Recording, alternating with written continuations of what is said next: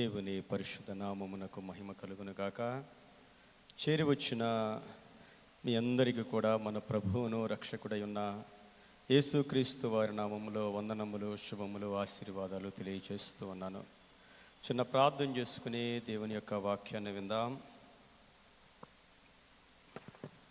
మనందరం కూడా చిన్న ప్రార్థన చేద్దాం. ఆశగల ప్రాణాన్ని తృప్తిపరిచే దేవుడు, దేవుని యొక్క వాక్కు పరిశుద్ధాత్మ ద్వారా మన హృదయాలను తాకితే మన జీవితంలో అద్భుతం జరుగుద్ది. ప్రియమైన దేవుని బిడ్డరా, దేవుని యొక్క వాక్యము పరిశుద్ధాత్మ దేవుడు కలిసి మన హృదయాన్ని తాకాలి, మనల్ని వెలిగించాలి, మనల్ని మండించాలి. అప్పుడు ఆ వాక్కు యొక్క శక్తిని మనం చూడగలుగుతాం. మహాపరిశుద్ధుడా, ప్రేమ కలిగిన తండ్రి, నీకు స్తోత్రాలు. నోటి మాట ద్వారా సర్వ సృష్టిని కలుగ చేసిన మా దేవుడవు నాయనా, నజరేయుడైన యేసు క్రీస్తు ప్రభువా, వాక్యమై ఉన్న మా రక్షక, నీకు స్తోత్రాలు చెల్లిస్తున్నా. ఆ వాక్యమే శరీరధారి అయి కృపాసత్య సంపూర్ణునిగా మా మధ్యలో నివసించినందుకు నీకు స్తోత్రాలు. నీవు నీ వాక్కును పంపే దేవుడవు నాయనా. నా మాటలు ఆత్మయు జీవమునునై ఉన్నవి అన్నావు. పరిశుద్ధాత్మ దేవా, మమ్మల్ని దర్శించండి. నీ బిడ్డలం నీ పాదాల యొద్ద నీ వాక్కు కొరకు, మీ ఆశీర్వాదం కొరకు, నీ వాగ్దానము కొరకు, మీ దీవెన కొరకు, మీ విడుదల కొరకు కనిపెట్టుచు ఉన్నాము నాయనా. చేరి వచ్చిన మందరితో మీరు మాట్లాడండి. మమ్మల్ని అందరినీ మీ స్వాధీనపరుచుకోండి. ఆత్మవశులుగా మేము ఉండగలుగుటకు సహాయము దయచేయండి. ఎవరు అటు ఇటు తిరగక, నిద్రమత్తు లేకుండా సంతోషముతో నీ వాక్యాన్ని స్వీకరించగలుగుటకు సహాయము చేయండి. సమస్త ఆటంకములను, ఆటంకపరచు దుష్టశక్తులను యేసు నామములో పారద్రోలుతూ ఉన్నాను. సమస్త మహిమను మీకు ఆరోపిస్తూ మీ వాక్యం ద్వారా మమ్మల్ని వెలిగించమని, మండించమని, మమ్మల్ని బ్రతికించమని యేసుక్రీస్తు వారి పరిశుద్ధ నామములో వేడుకొని ప్రార్థిస్తూ ఉన్నాను తండ్రి, ఆమేన్. ప్రియమైన దేవుని బిడ్డలారా, మీ అందరికీ మన ప్రభువును రక్షకుడై ఉన్న యేసుక్రీస్తు వారి పరిశుద్ధ నామములో వందనాలు తెలియచేస్తూ ఉన్నాను. ఈరోజు మనం చదివిన వాక్యాన్ని ఒకసారి అందరం కూడా బైబిల్ గ్రంథం తీసి రూతు గ్రంథము 1వ అధ్యాయము 16వ వచనం నుండి అందరూ చూడండి ఒకసారి. రూతు గ్రంథము 1వ అధ్యాయము 16వ వచనం. దయతో బైబిల్ గ్రంథం ఉన్న వారందరూ కూడా చూడండి బైబిల్ గ్రంథాన్ని. నేను చెప్తాను, నా వెనకాల మీ మాటలు మీరు చెప్పండి. అందుకు రూతు, నా వెంబడి రావద్దనియో, నన్ను విడిచిపెట్టమనియో నన్ను బ్రతిమాలు కొనవద్దు. నీవు వెళ్ళి చోటకే నేను వచ్చేదను, నీవు నివసించు చోటనే నేను నివసించెదను. నీ జనమే నా జనము, నీ దేవుడే నా దేవుడు. చాలామంది కనీసం బైబిల్ చూడట్లేదు, నోరు తెరవట్లేదు. దేవునికి మహిమ కలుగునుగాక. మనం దేవుని మందిరానికి ఎందుకు వస్తామో కూడా చాలామందికి గ్రహించుకోవట్లే. ఏమ్మా, దేవుని మందిరానికి వచ్చినప్పుడు అనాలోచితంగా ఉండకూడదు. ప్రియమైన దేవుని బిడ్డలారా, దేవుని మందిరానికి వచ్చిన ప్రతిసారి దేవుని ఆశీర్వాదాలు మనం మోసుకొని వెళ్ళాలి. ఎక్కడ 2-3 ఆయన నామములో చేరి ఉంటే వారి మధ్యలో మన ప్రభు ఉంటాడు. మన మధ్యలో ప్రభు ఉన్నాడు. పరిశుద్ధాత్మ దేవుడు మన మధ్యలో ఉన్నాడు. ఏదో వచ్చాము వెళ్ళాము అంటే మనం ఏ ఆశీర్వాదాన్ని పొందుకోలేం. కానీ నేను దేవునికి దగ్గరకు వచ్చాను, నా దేవుడు నాతో ఉన్నాడు, నా దేవుడు నాతో మాట్లాడతాడు, నా దేవుడు నన్ను ఆశీర్వదిస్తాడు అన్న ఆశ మనలో ఉంటే దేవుడు తప్పకుండా మనతో మాట్లాడి మనల్ని ఆశీర్వదిస్తాడు. ప్రియమైన దేవుని బిడ్డలారా, దేవునికి మహిమ కలుగునుగాక. మన జీవితంలో మనం తీసుకునే ఒక నిర్ణయం మన జీవితాన్ని, మన భవిష్యత్తును, మన తరాల్ని కూడా మార్చేస్తుందండి.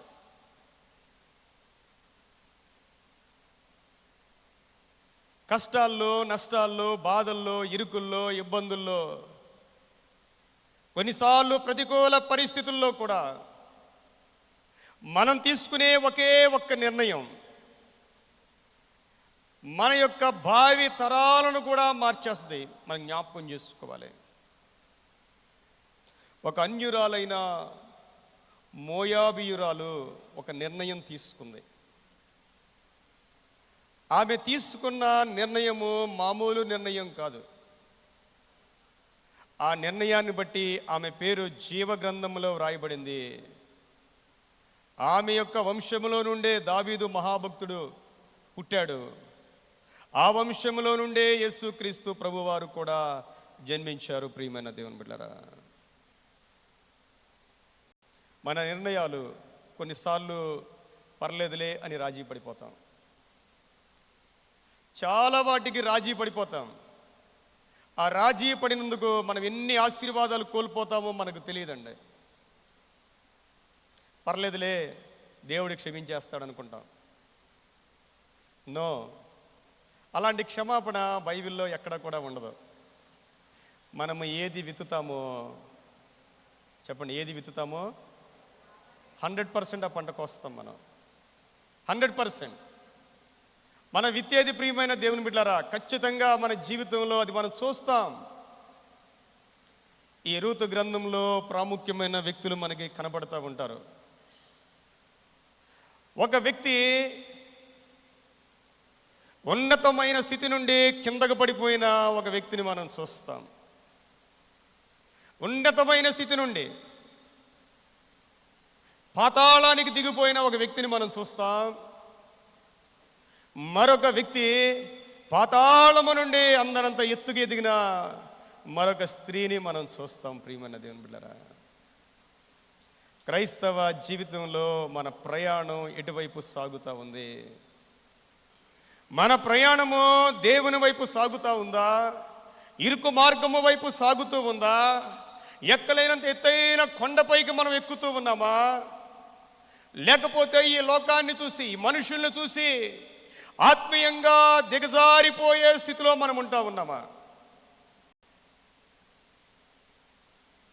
ఆత్మీయ జీవితంలో, ప్రతి ఒక్కరి జీవితంలో కొన్ని పరీక్షలు ఉంటాయండి. ప్రతి ఆదివారం, సంవత్సరంలో 53 ఆదివారాలు మనం వస్తాం. కుదిరితే 53 శుక్రవారాలు కూడా మనం వస్తాం. చదువుకునే పిల్లలు రోజు స్కూల్కి వెళ్తారు. రోజు పరీక్షలు ఉండవు. పరీక్షలు ఎప్పుడు ఉంటాయి? సంవత్సరంలో ఒకసారి ఉంటాయి. ఆ పరీక్షల్లో కష్టపడి చదివి రాస్తే మరొక మెట్టు పైకి ఎదుగుతారు. లేదు, ఆ పరీక్షల్లో ఫెయిల్ అయిపోతే అక్కడే ఉండిపోతారు. ఈ లోకరీతిగా పరీక్షల్లో ఫెయిల్ అయిపోతే 10th క్లాస్ ఫెయిల్ అయితే 10th క్లాస్ రాస్తారు. స్పిరిచువల్ లైఫ్లో 10th క్లాస్ ఫెయిల్ అయిపోతే మళ్ళీ LKGకి వస్తారు. దేవుని దృష్టిలో నేను చెప్పేది, మనుషుల దృష్టిలో, సంఘం దృష్టిలో కాదు. ప్రియమైన దేవుని బిడ్డలారా, సంఘం దృష్టిలో, మనుషుల దృష్టిలో మనం అంతకంతకు గొప్ప వ్యక్తులుగానే కనపడవచ్చు. నేను చెప్పేది దేవాతి దేవుని దృష్టిలో మనం ఎలా ఉంటామనేది మనం ఒకసారి గమనించుకోవాలి. ప్రియమైన దేవుని బిడ్డలారా, నయోమి తన భర్త అయిన ఎలీమెలెకుతో కలిసి యెరూషలేము నుండి ఎక్కడికి ప్రయాణమైంది? మోయాబు దేశానికి ప్రయాణమైంది. మోయాబీయులంటే దేవునికి అసలు ఇష్టం లేదు. దేనికోసం వెళ్ళింది అంటే ఈ లోకాన్ని ఆశించి వెళ్ళింది. కష్టం కలిగినప్పుడు దేవుని సన్నిధి నుండి దూరంగా వెళ్ళిపోయింది. మరొక యవ్వనస్తురాలు, భర్తను కోల్పోయిన యవ్వనస్తురాలు మోయాబు దేశము నుండి బెత్లెహేమునకు ప్రయాణమైంది. ఈ రోజున మన ప్రయాణం ఎటు ఉన్నది అనే సంగతిని ఈ రోజున మనం జ్ఞాపకం చేసుకోవాలి. ప్రియమైన దేవుని బిడ్డలారా, మన ప్రయాణం ఎటు, ఎలా జీవిస్తూ ఉన్నాం, నలుగురిలో మన సాక్ష్యం ఎలా ఉంది, మనల్ని మనం పరిశీలన చేసుకోవాలి. ప్రియమైన దేవుని బిడ్డలారా, రూతు గ్రంథం మొదటి అధ్యాయము 1వ వచనాన్ని మనం చదివినప్పుడు చూడండి, ప్రారంభ వచనములోనే విషయమంతా ఇక్కడే ఉంటుంది. న్యాయాధిపతులు ఏలిన దినములందు దేశములో కరువు కలుగగా యోధా బెత్లెహేము నుండి ఒక మనుష్యుడు తన భార్యను తన 2 కుమారులను వెంటబెట్టుకొని మోయాబు దేశమున కాపురముండుటకు వెళ్ళెను. ఆ మనుషుని పేరు ఎలిమెలెకు, అతని భార్య పేరు నయోమి. అతని 2 కుమారుల పేర్లు మహలోను కిలియోను. వారు యోధా బెత్లెహేము వారైన ఎఫ్రాతీయులు. వారు మోయాబు దేశమునకు వెళ్ళి అక్కడ కాపురముండిరి. చూడండి, మోయాబు దేశమునకు వెళ్ళి అక్కడ కాపురముండిరి. న్యాయాధిపతులు ఏలిన దినాలు మంచి దినాలు కాదు. న్యాయాధిపతుల గ్రంథంలో మనం చదివితే చాలా సందర్భాల్లో ఈ మాటలు మనకు కనపడతా ఉంటాయి. న్యాయాధిపతుల గ్రంథము 17వ అధ్యాయము 6వ వచనము చదివితే 17వ అధ్యాయము 6వ వచనములో, ఆ దినములలో ఇశ్రాయేలులకు రాజు లేడు, ప్రతివాడు తన తన ఇష్టానుసారముగా ప్రవర్తించుచు వచ్చెను. చూడండి, ఈ మాట మనకి 18వ అధ్యాయము ప్రారంభ వచనములో, 19వ అధ్యాయము ప్రారంభ వచనాల్లో, 21వ అధ్యాయము 25వ వచనములో కూడా ఇవే మాటలు మనకు కనపడతా ఉంటే, ఆ దినములలో ఇశ్రాయేలులకు రాజు లేడు, ప్రతి వాడును తన తన ఇష్టానుసారముగా ప్రవర్తించుచూ వచ్చెను. సరైన నాయకుడు లేకపోతే, సరి అయిన అధికారి లేకపోతే, సరైన కాపరి లేకపోతే ఆ సంఘము కానీ, ఆ సమాజము కానీ, ఆ దేశము కానీ బాగుపడదు. ప్రియమైన దేవుని బిడ్డలారా, ఇంట్లో కూడా అంతే. తండ్రి సరిగా లేకపోతే ఆ ఇల్లు నిలబడదు. న్యాయాధిపతులు ఎలుతూ ఉన్న దినాలు, ఆ దినాల్లో సరి అయిన రాజులు లేరు. ప్రజలు ఎవరి ఇష్టం వచ్చినట్లు వాళ్ళు జీవిస్తూ ఉన్నారు. భయంకరమైన విగ్రహారాధనతో జీవిస్తూ ఉన్నారు. దేవునికి వ్యతిరేకమైన కార్యక్రమాలతో జీవిస్తూ ఉన్నారు. దేవుడు వారిని విడిచిపెట్టిన సందర్భాలు అనేకము న్యాయాధిపతుల గ్రంథంలో చూస్తూ ఉన్నాం.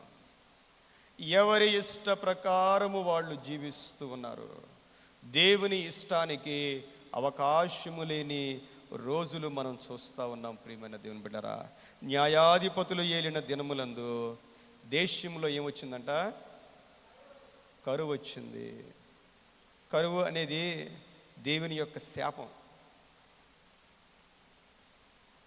దేవుని శాపం ఉంటే ఎంత జీతమున్నా కరువులతోనే ఉంటాయి కుటుంబాలు.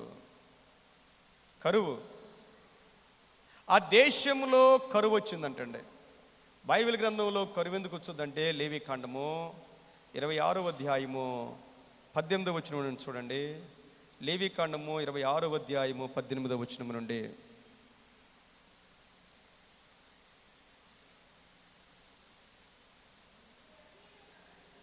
ఇవన్నీ సంభవించిన తరువాత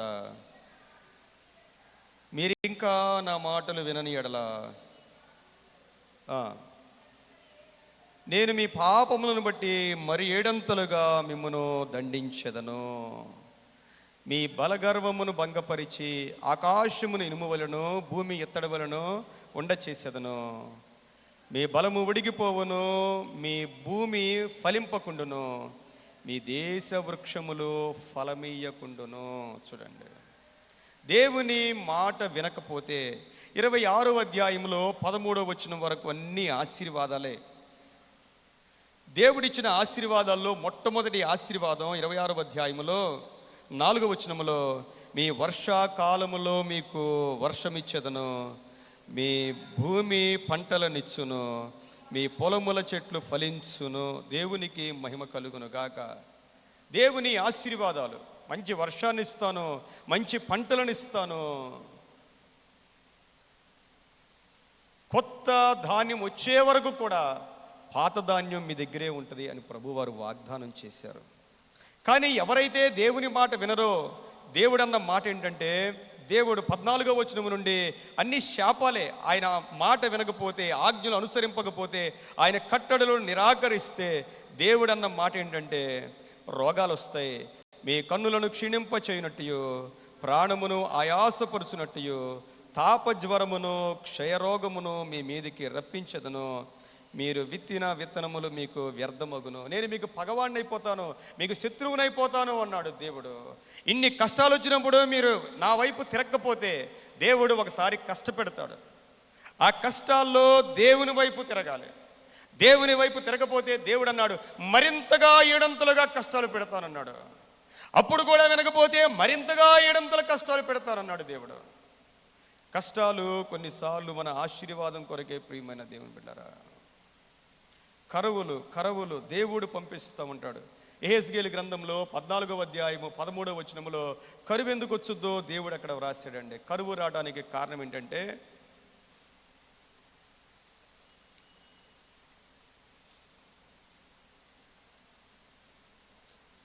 నరపుత్రుడా, ఏ దేశమైతే విశ్వాసఘాతకమై నా దృష్టికి పాపము చేసినదో దానికి నేను విరోధినై ప్రాణాధారమగు ఆహారము లేకుండా చేసి కరువు పంపించి మనుషులను పశువులను నిర్మూలము చేయుదును. ఏ దేశమైతే విశ్వాసఘాతకమై దేవుని దృష్టికి పాపం చేస్తుందో దేవుడు అంటా ఉన్నాడు నేను విరోధినై ప్రాణాధారమగు ఆహారము లేకుండా చేస్తాను. ఈ రోజుల్లో చాలా దేశాల్లో కరువు ఉందండి. చాలా దేశాల్లో, చాలా రాష్ట్రాల్లో కూడా కరువు ఉంది. ముఖ్యంగా దేవుని బిడ్డల్ని హింసించే అనేక ప్రాంతాలు కరువుతో అల్లాడిపోతూ ఉన్నాయి. దేవుని ఉగ్రత అనేక ప్రాంతాల్లో మనం చూస్తూ ఉన్నాం. దేవుడు గనక ఒక వ్యక్తికి, ఒక కుటుంబానికి విరోధి అయిపోతే, ఏ వ్యక్తి అయితే దేవునికి ఎడల విశ్వాసఘాతకంగా ఉంటారో దేవుడు ప్రాణాధారమైన ఆహారము లేకుండా చేసి కరువును పంపిస్తాను అన్నాడు దేవుడు. దేవుని బిడ్డలారా, దేవుడు ఒక వ్యక్తిని శిక్షించేటప్పుడు, క్రమపరిచేటప్పుడు, ఆయన ప్రేమతో ఒక మనిషిని సరిచేసేటప్పుడు ఆ మనిషి చాలా జాగ్రత్తగా ఉండాలి. వీరి జీవితంలో మనం చూస్తూ ఉండంటే కరువు వచ్చింది, కరువులో వాళ్ళు తీసుకున్న నిర్ణయాలు కరెక్ట్గా లేవు. మన జీవితాల్లో కూడా ప్రియమైన దేవుని బిడ్డలారా, మీరు తీసుకునే నిర్ణయాలు చాలా కరెక్ట్గా ఉండాలి. మీరు తీసుకునే ప్రతి నిర్ణయం కూడా దేవుణ్ణి నమ్మిన తరువాత మన ఆశీర్వాదాలన్నీ కూడా దేవునిలోనే ఉంటాయి. మీరు జ్ఞాపకం చేసుకోండి, దేవుణ్ణి నమ్మిన తరువాత మనం దేవుని బిడ్డలుగా ఉన్నప్పుడు మన ప్రతి ఆశీర్వాదమో దేవునిలోనే ఉంటుంది. దేవుణ్ణి పక్కన పెట్టేసి ఈ లోకములో మనం ఏది కూడా సంపాదించలేము. అది మన భ్రమ. ఏదో సంపాదించుకోవాలి అని మనం దేవుణ్ణి పక్కన పెట్టేస్తే, ఒకవేళ దేవుడు మనల్ని పక్కన పెట్టాడంటే ఎంత మంచి కీర్తనండి. మీరు వేకువనే లేచి చాలా రాత్రి అయిన తర్వాత పండుకొనుచు కష్టార్జితమైన ఆహారము తినుచుండుట వ్యర్థమే, తన ప్రియులు నిద్రించుచుండగా. దేవుణ్ణి ప్రేమించాలి ప్రియమైన దేవుని బిడ్డలారా. మీ జీవితంలో మొట్టమొదటి స్థానం దేవుడికి ఇవ్వాలి. First place. నీవు దేవునికి ఏ స్థానం ఇస్తే దేవుడు కూడా మనకి ఆ స్థానమే ఇస్తాడు. నువ్వు దేవునికి మొదటి స్థానం ఇస్తే దేవుడు నీకు మొదటి స్థానం ఇస్తాడు. దేవుడికి నీవు చివరి స్థానాన్ని ఇస్తే దేవుడు మనల్ని కూడా తోకలుగానే పెడతాడు. ప్రభు అన్నారు కదా, నన్ను గణపరచు వారిని.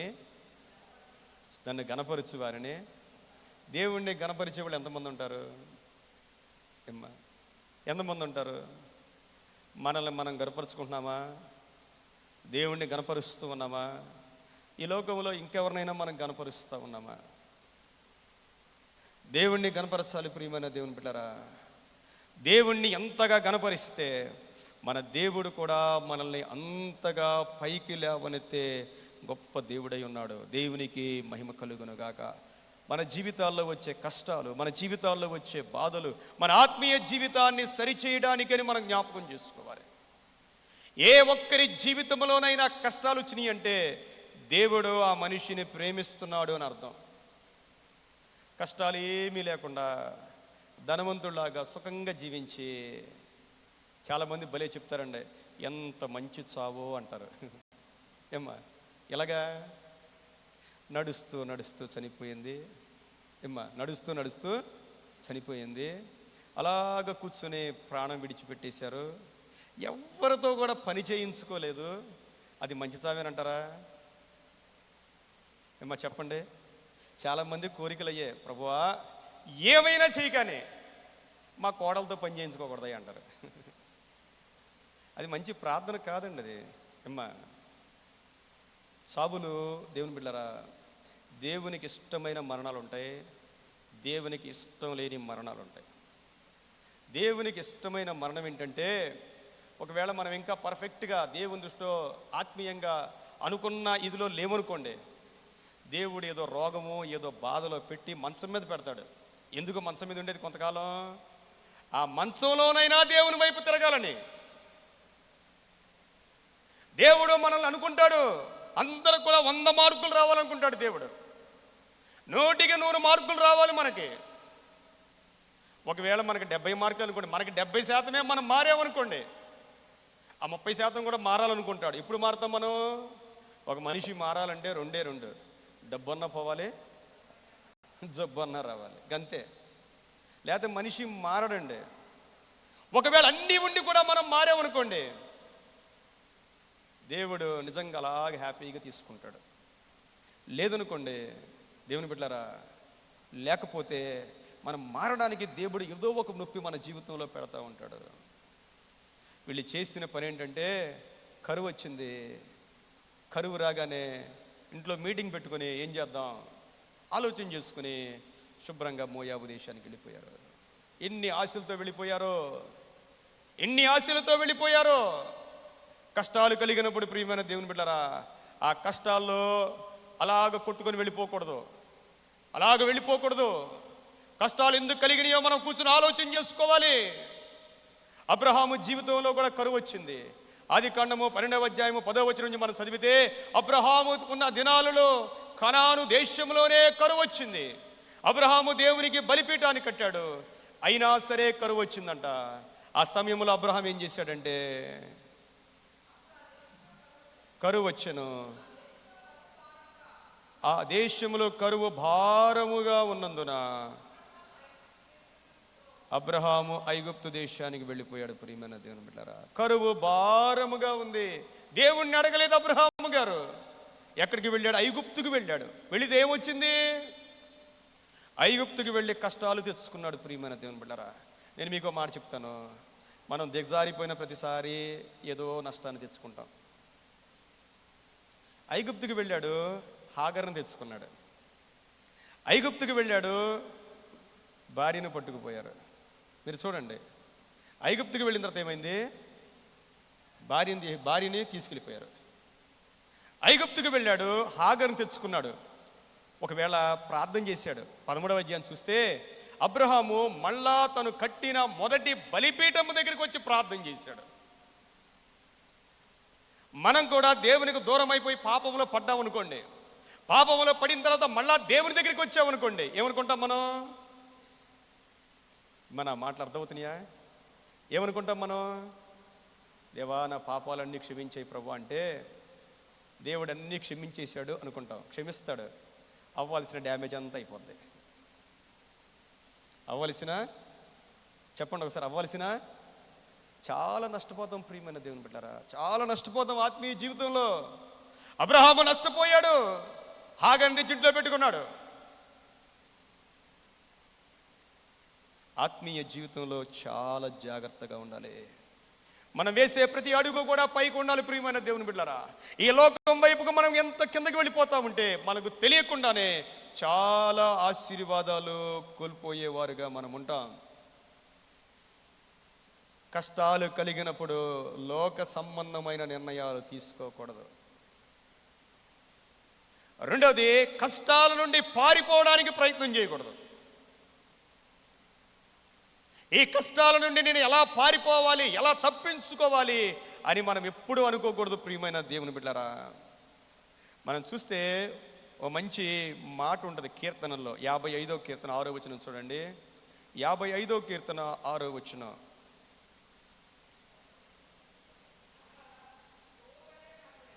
ఆహా, గొవ్వవలే నాకు రెక్కలున్న ఎడలా నేను ఎగిరిపోయి నెమ్మదిగా నుందినే. ఎక్కడికి ఎగిరిపోతాడినా? కష్టాలు వచ్చినాయి, గువ్వలాగా నేను ఎగిరిపోతే బాగుండు. ఎక్కడికి ఎగిరిపోతాడినా? కష్టాల నుండి పారిపోవడానికి మనం ప్రయత్నం చేయకూడదు. ప్రియమైన దేవుని బిడ్డలారా, కష్టాల్లో మనం ఏం చేయాలంటే దేవుని కొరకు ఎదురు చూడాలి. దేవునికి మహిమ కలుగును గాక. దేవుని కొరకు మనం ఎదురు చూడాలి. యెషయా గ్రంథం 40వ అధ్యాయము 31వ వచనం చూడండి. యెషయా గ్రంథం 40వ అధ్యాయము 31వ వచనం.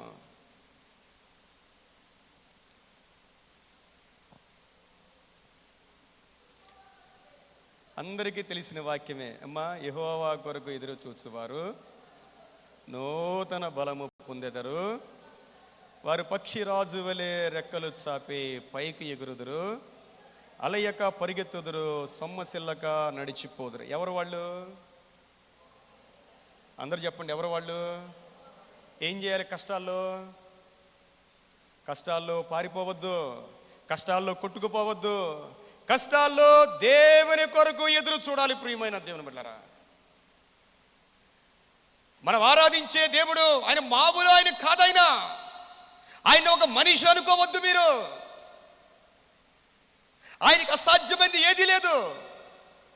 నువ్వు దేవుని కొరకు ఒక్కడివే నీతిమంతులుగా ఉంటే చాలు. నువ్వు ఒక్కడివి చాలు దేవునికి. మన దేవుడు గొప్ప దేవుడు. ప్రియమైన దేవుని బిడ్డలారా, గొప్ప దేవుడు ఆయన. కరువు వచ్చిందంట. కరువులో మోయాబు దేశానికి వెళ్ళిపోయారు. అసలు మోయాబు దేశానికి వెళ్ళొచ్చా? మోయాబు దేశం ఎంత భయంకరమైన దేశం. అసలు మోయాబీయులు ఎవరు? అబ్రహాము గారిని లోతు విడిచిపెట్టేశాడు. అబ్రహామును లోతుని విడిచిపెట్టిన తర్వాత అబ్రహాం అన్నాడు లోతుతో, నీకేది కావాలో చూసుకో అన్నాడు. ఈయనేం చూశాడంటే చుట్టుపక్కల చూశాడు. సొదొమ ప్రాంతం, గొమొర్రా ప్రాంతాన్ని చూశాడు. పచ్చగా ఉంది, సారవంతమైంది. లోక రీతిగా చూస్తే చాలా పచ్చగా ఉంది, సారవంతమైనది, మంచి కల్చర్ ఉన్నది. అప్పటికే బాగా డెవలప్ అయిపోయింది కల్చరు. ఎంత గొప్ప కల్చర్ అంటే పురుషులు పెళ్లి చేసుకునే అంత కల్చరు, స్త్రీలను స్త్రీలు పెళ్లి చేసుకునే అంత కల్చరు ఆ రోజుల్లోనే ఉంది. ఎందుకంటే సారవంతమైనది, డబ్బులు ఎక్కువ ఉన్నాయి. వెళ్ళిపోయాడండి. అబ్రహామును విడిచి వెళ్ళాడు. దేవుణ్ణి విడిచి, దేవుని సేవకుని విడిచి, సంఘాన్ని విడిచి ఎక్కడికి వెళ్ళగలం మనం? వెళ్ళి ఏం తెచ్చుకున్నాడు? దేవుడంట పైనుండి చూశాడంట. తర్వాత మీరు చదవండి ఆదికాండం 19వ అధ్యాయము. దేవుడు సొదొమ గొమొర్రాలో ఉన్న పాపాన్ని చూసి తట్టుకోలేకపోయాడంట. ఆ పాపము బహు ఘోరముగా ఉండెను. పైనుంచి దిగి వచ్చేసాడు దేవుడు, దూతలను పంపించాడు ఆయన. అబ్రహాము గారు ప్రార్థన చేశారు, అయ్యా భక్తిహీనులతో పాటు దుర్మార్గులతో పాటు నీతిమంతులను కూడా చంపేస్తావా? లోతు కుటుంబాన్ని కూడా నాశనం చేసేస్తావా? ఒకవేళ 50 మంది నీతిమంతులు ఉంటే కాపాడతావా? కాపాడతాను. ఒకవేళ 5గురు తగ్గితే, 10 మంది తగ్గితే, అలా బేరమాడుతూ 10 మంది ఉంటే, ఒక్క 10 మంది మన గుండె మీద చేసుకుని నేను నీతిమంతుడిని అని మనం చెప్పగలమా? దేవుని బిడ్డల నీతి ఎలా ఉండదు ఈ రోజుల్లో ఆలోచన చేసుకోవాలి. ప్రియమైన దేవుని బిడ్డలారా, లేరు. లోతు నీతిమంతుడని బైబిల్లో ఉంది. లోతు చూశాడు, దూరం నుండి దేవదూతలను చూశాడు. వాళ్ళ మనుషులు అనుకున్నాడు, వాళ్ళు పరాయి దేశస్తులు అనుకున్నాడు. వెళ్ళి సాష్టాంగపడి, అయ్యా మా ఇంటికి రండి, మా ఇంట్లో మీరు ఆతిథ్యం ఇస్తాను రమ్మని బ్రతిమలాడాడంట. వాళ్ళు మేము రాము అన్న బ్రతిమలాడాడు. వాళ్ళు వచ్చారు, ఇంట్లో ఉన్నారు. ప్రజలకు తెలిసిపోయింది. చిన్నలు మొదలుకొని వృద్ధుల వరకు ఆ ఇళ్ళు చుట్టేశారంట. ఎందుకంటే నీ దగ్గర వచ్చిన వాళ్ళు బయటికి పిలువు, వారితో మేము పాపం చేయాలి. లోతు అంటున్నాడు, పురుషుని ఎరుగని 2 కుమార్తెలు ఉన్నారు, అవసరమైతే వారిని తీసుకోండి, వీళ్ళు నా ఇంట ఆతిథ్యానికి వచ్చిన వారు. ఏంటి నీ మాట మేము వినేదంటే, ఎక్కడి నుంచో వచ్చావు, నువ్వు మాకు తీర్పు చెప్తా ఉన్నావా? ఆ ఇంటి మీద పడిపోతా ఉన్నారంట. అప్పుడు దేవదూతలు లోతును లోపలికి తీసుకుని వచ్చి తలుపులు వేశారు. వచ్చిన వారందరి కళ్ళు చీకటైపోయాయి, గుడ్డి వాళ్ళు అయిపోయారు. అప్పుడు అంటా ఉన్నారు, ఈ పట్టణాన్ని నాశనం చేయడానికి వచ్చాం. త్వరపడి ప్రాంతాన్ని విడిచిపెట్టి ఆ పర్వతం దగ్గరికి వెళ్ళమంటే, అయ్యి అక్కడికి వెళ్ళలేను, దగ్గరలో ఉన్న గ్రామానికి వెళతాం. ఆ గ్రామం పేరు సోయరు. అక్కడికి వెళ్ళేటప్పుడు చెప్తూ ఉన్నాడు, మీరు వెనక్కి తిరిగి చూడొద్దు. ఆల్రెడీ లోతు భార్య చూడనే చూసింది, ఉప్పు స్తంభం అయిపోయింది. అక్కడి నుంచి మరో పర్వతానికి వెళ్ళిపోయారు. అక్కడ లోతు కుమార్తెలు 2 మాట్లాడుకుంటా ఉన్నారు. పెద్ద కుమార్తె అంటా ఉంది చెల్లితో, లోక ధర్మము చొప్పున మనకి పిల్లలు పుట్టడానికి ఎవ్వరు లేరు కాబట్టి ద్రాక్షారసం బాగా తాగించి, ఈ రాత్రి నేను తండ్రి దగ్గరికి వెళతాను, రేపు నువ్వు వెళ్ళమంటది. మొట్టమొదటిగా పుట్టిన కుమారుడే, పెద్ద కుమార్తెకు పుట్టిన కుమారుడే మోయాబు. ఆ సంతానమే మోయాబీలు. ప్రియమైన దేవుని బిడ్డలారా, ఆ బ్రీడ్ అలాంటిది. ఇశ్రాయేలీలకి మోయాబీలకి ఎప్పుడూ పడదు. వాళ్ళు ఎప్పుడూ ఇశ్రాయేలు ప్రజలకి వ్యతిరేకంగానే జీవించినట్లు మనం చూస్తూ ఉన్నాం. ప్రియమైన దేవుని బిడ్డలారా, అందుకే దేవుడు అన్నాడు, 10 తరాల వరకు అసలు మోయాబీయులు మందిరానికి కూడా వెళ్ళకూడదు. చూడండి ఒకసారి ద్వితీయోపదేశ కాండంలో 23వ అధ్యాయములో ఈ మాటలు వ్రాయబడ్డం మనం చూస్తాం. ద్వితీయోపదేశ కాండము 23వ అధ్యాయము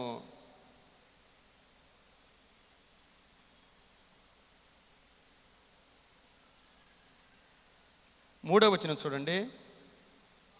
అమ్మోనీయుడే గాని మోయాబీయుడే గాని యెహోవా సమాజములో చేరకూడదు, వారిలో 10వ తరము వారైనను ఎన్నడునో యెహోవా సమాజములో చేరకూడదు. ఎలయనగా మీరు ఐగుప్తులో నుండి వచ్చుచుండగా వారు అన్నపానములు తీసుకుని మిమ్మల్ని ఎదుర్కొన రాక నేను శపించుటకు బహుమానములు ఇచ్చి నదుల యరాములోని పెరేతులో నుండి నీకు విరోధముగా బెయోరు కుమారుడైన బిలామును పిలిపించిరి. చూడండి, వాళ్ళు చేసిన పని ఏమిటంటే, ఇశ్రాయేలు ప్రజలు ఐగుప్తు దేశము నుండి కనాను దేశానికి వెళ్ళేటప్పుడు వీళ్ళందరినీ జయించుకుంటా వచ్చేటప్పుడు మోయాబు రాజైన బాలాకు ప్లాన్ చేశాడు, మనం యుద్ధం చేస్తే వీళ్ళని జయించలేం, ఎందుకంటే వాళ్ళ పక్షంగా దేవుడు ఉన్నాడు, కాబట్టి ఏం చేద్దామంటే అని ఆ రోజుల్లో ఉన్న ప్రవక్త, ఆయన ఎవరిని దీవిస్తే దీవెన,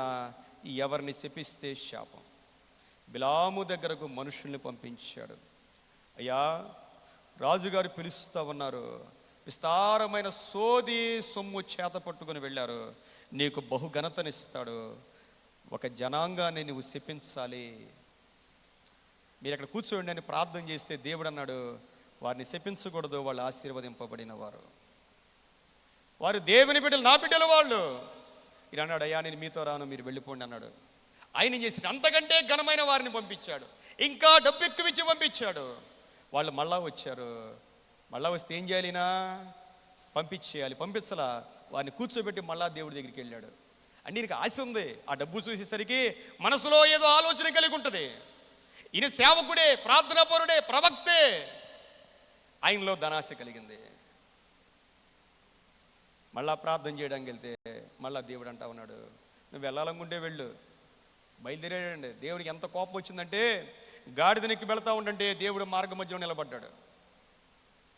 మార్గ మధ్యలో నిలబడేసరికి ఆ గాడిద చూసింది యెహోవా దూతనే, కానీ బిలాము చూడలేకపోయాడు. దేవుని మాట వినకపోతే గాడిదలన్నా చూస్తాయి, కానీ మనం చూడలేం. ప్రియమైన దేవుని బిడ్డలారా, క్రైస్తవ జీవితం అనేది ఏ రోజుకి ఆ రోజే మనం దేవునితో ఎలా ఉంటా ఉన్నాం. గొప్ప ప్రవక్త, దేవునితో మాట్లాడేవాడు, దేవుడిని చూసేవాడు, అలాంటి వ్యక్తి లేడు. కానీ దేవుడు చేయొద్దన్న పని చేసేసరికి దేవుడు కనపడడం మానేశాడు. చాలా రోషంగా బ్రతకాలి ప్రియమైన దేవుని బిడ్డలారా. డబ్బును చూస్తే, మనుషులను చూస్తే, ఎవరిని చూసినా మన ఆత్మీయతను మనం కోల్పోయేవారుగా మనం ఉండకూడదు. త్రోవ నుంచి పక్కెళ్ళింది, కొట్టడం బిగించేశాడు. మళ్ళా ఇరుకు సందులో నుంచి గాడిద వెళతా ఉండంటే మళ్ళా యెహోవా దూత కనపడేసరికి గాడిద ఏం చేసిందంటే ఆ గోడకు నొక్కేసింది బిలాము ప్రవక్తని. మళ్ళా కొట్టడం బిగించేశాడు. మూడోసారి దేవుని దూత కనపడేసరికి కింద పడేసిందండి. కోపం వచ్చి కొడతా ఉండంటే దేవుడు అంట గాడిదకు నోరిచ్చాడంట. ప్రియమైన దేవుని పిల్లరా, గాడిదకు నోరిచ్చాడు. ఇంతకాలం నీ దగ్గరే ఉన్నాను కదా, ఎప్పుడు నీ మాట వింటానే ఉన్నాను కదా, ఎందుకు కొడతావంటే నువ్వు తప్పు చేశావు. అప్పుడు దేవుడు బిలాము కన్నులు తెరిచాడండి.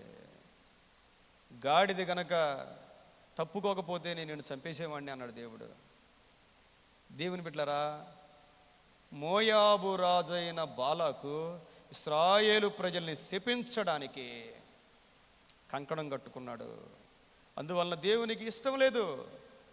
చివరికి ఏం చేశాడు తెలుసండి, ఆయన దేవుని బిడ్డలతో పాపం చేయించాడు. మోయాబు స్త్రీలతో పాపము చేయించాడు.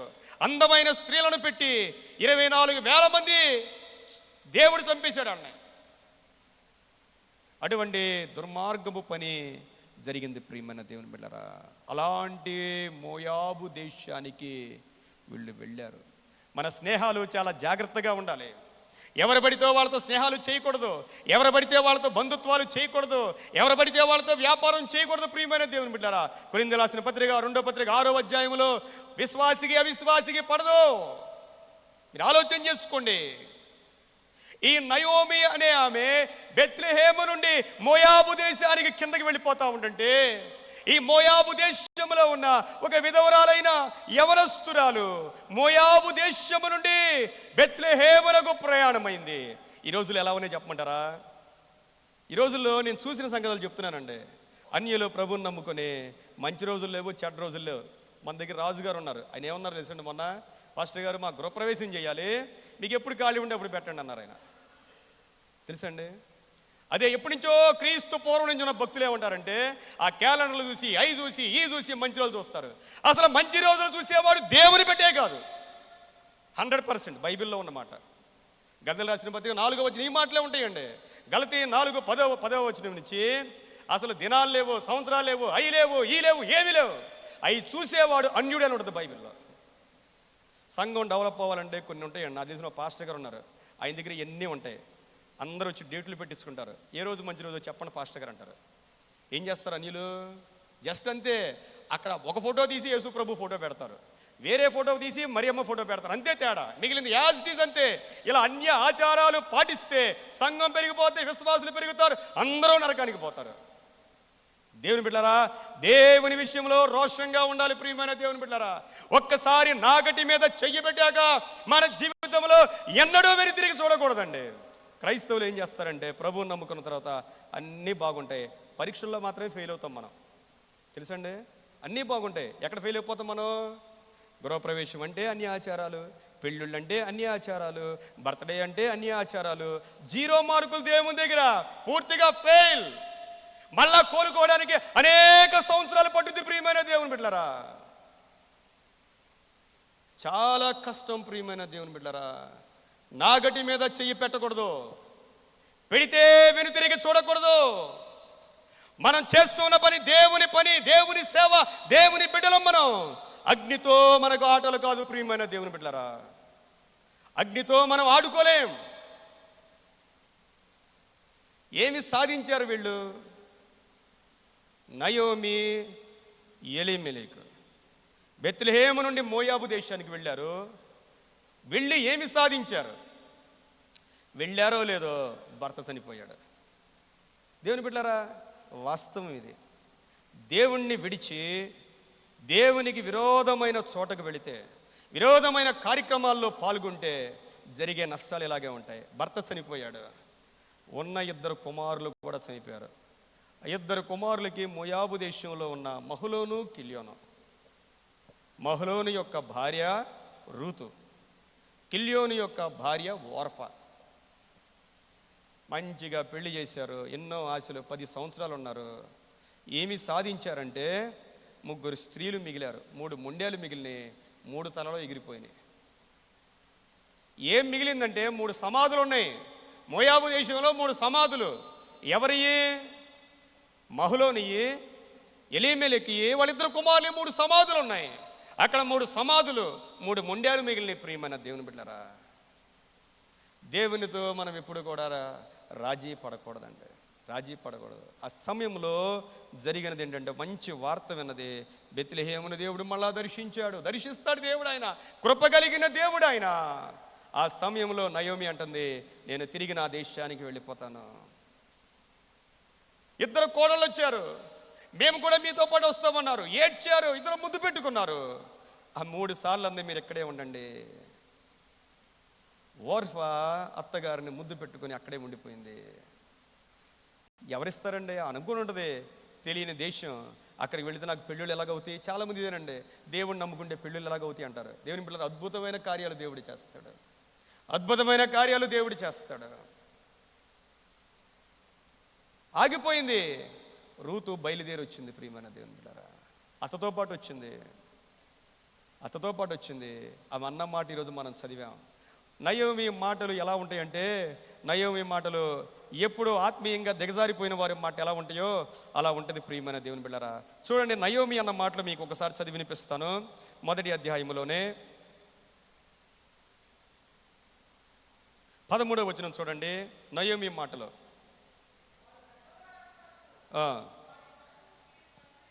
కనిపెట్టుకుందరా,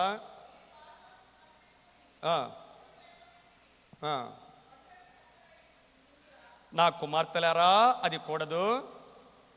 యెహోవా నాకు విరోధి ఆయను, అది మిమ్మల్ని నొప్పించినంత కంటే నన్ను మరి ఎక్కువగా నొప్పించినని వారితో చెప్పాను. ఏంటంట? యెహోవా నాకు విరోధి ఆయను. ఆత్మీయంగా దిగజారిపోయిన వాళ్ళ మాట ఇలాగే ఉంటాయి. దేవుడు నాకు విరోధి అయిపోయాడండి ఒక మాట. 20వ వచనం చూడండి. ఆమె సర్వశక్తుడు నాకు చాలా దుఃఖము కలుగజేసెను గనుక నన్ను నయోమి అనక మారా అనుడి అనుంది. 21వ వచనములో, నేను సమృద్ధి గలదానై వెళ్ళి తిని యెహోవా నన్ను రిక్తురాలిగా తిరిగి రాజేసెను. మీరు నన్ను నయోమి అని పిలవనేలా? యెహోవా నా మీద విరుద్ధముగా సాక్ష్యము పలికెను, సర్వశక్తుడు నన్ను బాధపరిచెను. ఆత్మీయంగా దిగజారిపోయిన వారి మాటలు ఇలాగే ఉంటాయి. నీరసమైన మాటలు, విచారకరమైన మాటలు. దేవుడు నాకు ఏం చేశాడండి, దేవుడు నన్ను బాధలు పెట్టాడండి, దేవుడు నన్ను కష్టపెట్టాడండి, దేవుడు నాకు ఇది చేశాడు. ఎప్పుడూ దేవునికి వ్యతిరేకమైన మాటలే. వీరు ఎవరు అంటే ఆత్మీయంగా దిగజారిపోయిన వారు. మన మాటలే, ప్రియమైన దేవుని బిడ్డలారా, మనం ఏంటో మన మాటలే తెలియచేస్తాయి. మన ఆత్మీయ జీవితం ఏంటో మన మాటలే తెలియచేస్తాయి. దేవుణ్ణి కలిగిన బిడ్డలు రోషము కలిగి దైవ సంబంధమైన మాటలు మాట్లాడాలి. ఓర్ఫా వెనక్కి వెళ్ళిపోయింది, కానీ రూతు అన్న ఒకే ఒక్క మాట, ప్రియమైన దేవుని బిడ్డ, ఈరోజు మనం చదివింది ఎంత గొప్ప మాట. తన జీవితాన్ని తరతరాల ఆశీర్వాదం ఆమె మీదకి వచ్చిందండి. ఆమన్న మాట, నన్ను నా వెంబడి రావద్దనియో, నన్ను విడిచిపెట్టమనియో నన్ను బ్రతిమాలొద్దు. నీ వెంబడి రావద్దని నన్ను అనొద్దు, నిన్ను విడిచిపెట్టమని నన్ను అనొద్దు. అది ఒక దేవుని బిడ్డ ఛాలెంజింగ్ డెసిషన్ అనమాట. మన జీవితం మారాలి అంటే నీ ప్రజలే నువ్వెక్కడికి వెళతావో నేను అక్కడికి వస్తాను, నువ్వెక్కడ ఉంటావో నేను అక్కడే ఉంటాను. నీ ప్రజలే నా ప్రజలు, నీ దేవుడే నా దేవుడు. మరణము తప్ప నిన్ను నన్ను ఏది కూడా వేరు చేయకూడదు. ఎంత గొప్ప మాట, ప్రియమైన దేవుని బిడ్డలారా. ఒక నిర్ణయం, కష్టాల్లో ఒక నిర్ణయం తీసుకోవాలి, బాధల్లో ఒక నిర్ణయం తీసుకోవాలి. దేవుడు కావాలా, లోకం కావాలా? దేవుడు కావాలా, లోకం కావాలా? దేవుడు కావాలా, డబ్బు కావాలా? దేవుడు కావాలా, మనుషులు కావాలా? దేవుడు కావాలా, మనుషులు ఇచ్చే పేరు ప్రఖ్యాతులు కావాలా? ఒక నిర్ణయం మనం తీసుకోవాలి, ప్రియమైన దేవుని బిడ్డలారా. దేవునికి వ్యతిరేకమైన ఏ నిర్ణయం తీసుకున్నా కోలుకోవడానికి చాలా కాలం పట్టుద్ది. మనకు తెలియదండి ఆత్మీయంగా మనం ఏం కోల్పోయి మీ అందరికీ తెలిసిన ఉదాహరణ, శాంసన్ ఏం చేశాడు? తన బలం ఎందులో ఉందో చెప్పేశాడు. శుభ్రంగా గుండు కొట్టించేశారు. ఏమనుకున్నాడు ఆయన? నాకు బలం ఉంది కదా అనుకున్నాడు. అయిపోయింది జీవితం, అయిపోయింది. ఎలాంటి వాడు ఎలాగైపోయాడు తెలుసు? ఆత్మీయంగా జీరో అయిపోయాడు. ప్రియమైన దేవుని బిడ్డలారా, కళ్ళు పీకేశారు, పిండి రుబ్బిచ్చారు. పాపములో, లోకములో, విగ్రహారాధనలో, శాపములో పడిపోకూడదు. ప్రియమైన దేవుని బిడ్డలారా, దేవునికి వ్యతిరేకమైన వాటిలో మనం పడకూడదు. దాని నుండి కోలుకోవడానికి చాలా కాలం పట్టుద్ది. చిన్నది కదా అనుకోవద్దండి, ఎవరు కూడా చిన్నది కదా అనుకోవద్దు. ఇది చిన్నది అని మనకు అనిపిస్తూ ఉంటుంది. సైతానుడు మనల్ని అలాగ దిగజార్చి వేస్తూ ఉంటాడు. చిన్నదే అనిపిస్తుంది, కానీ మనకు తెలియకుండా సైతాను చేతుల్లోకి వెళ్ళిపోతాం. మన ప్రార్థనలు కూడా సైతాను చేతుల్లో నుండే ప్రార్థన చేస్తాం. అలా మనం ఉండకూడదు. ప్రియమైన దేవుని బిడ్డలారా, ఒక నిర్ణయం. అందుకే దేవుడు రూతు గారిని ఎన్నుకున్నాడు. ఆ రూతు గర్భములో నుండే దేవుడు జన్మించాడు. ప్రియమైన దేవుని బిడ్డలారా, దేవునికి మహిమ కలుగునగాక. ఈ ఉదయకాల సమయంలో ఒక మంచి నిర్ణయం మనం కూడా తీసుకోవాలి. మంచి నిర్ణయం. చివరిగా సమయం అయిపోతూ ఉంది. అయినా చివరిగా ఒక మాట చదివి నేను ముగిస్తాను. కీర్తనల గ్రంథం 33వ కీర్తన. ఈరోజు మనం చదివిన కీర్తనలో ఈ మాట మనం తప్పకుండా చదవాలి. ప్రియమైన దేవుని బిడ్డలారా, 16వ వచనం చూడండి. 33వ కీర్తన 16వ వచనంలో, ఏ రాజును సేనా బలము చేత రక్షింపబడడు, ఏ వీరుడును అధిక బలము చేత తప్పించు. ఈ మాటలు మీ హృదయంలో పెట్టుకోండి. నీకు తెలిసిన రాజులు ఎంతమంది ఉన్నా, సైన్యం ఎంతమంది ఉన్నా, మన చుట్టూ బలగము ఎంతమంది ఉన్నా, ఏ వీరుడును అధిక బలము చేత తప్పించుకొనడు. రక్షించుటకు గుర్రము అక్కరికి రాదు, అది దాని విశేష బలము చేత మనుషులను తప్పింపజాలదు. వారి ప్రాణమును మరణము నుండి తప్పించుటకు, కరువులో వారిని సజీవులుగా కాపాడుటకు. చూడండి, దేవుని దృష్టి అంట ఆయన యందు భయభక్తులు గల వారి మీదను, ఆయన కృప కొరకు కనిపెట్టు వారి మీదను దేవుని దృష్టి మన మీద ఉంటే చాలు. ఆయన దృష్టి ఎవరి మీద ఉంటుందంటే, ఆయన యందు భయభక్తులు గల వారి మీద, ఆయన కృప కొరకు కనిపెట్టు వారి మీద. ఆయన యందు భయభక్తులు మనం కలిగి ఉండాలి. ఆయన కృప కొరకు మనం కనిపెట్టుకుని ఉండాలి. ఆయన కృప మన మీద ఉంటే ఎందుకో పనికిరాని రూతును కూడా దేవుడు ఆశీర్వదించాడు. ప్రియమైన దేవుని బిడ్డలారా, మనం కూడా దేవా నీ కృప నాకు కావాలి అని మనం అడిగితే, ఆయన కృప మీద ఆధారపడితే మన దేవుడు తప్పకుండా మనల్ని ఆశీర్వదించి దీవించే దేవుడు. కళ్ళు మూసుకుందాం, ప్రార్థన చేద్దాం. చిన్న ప్రార్థన చేద్దాం.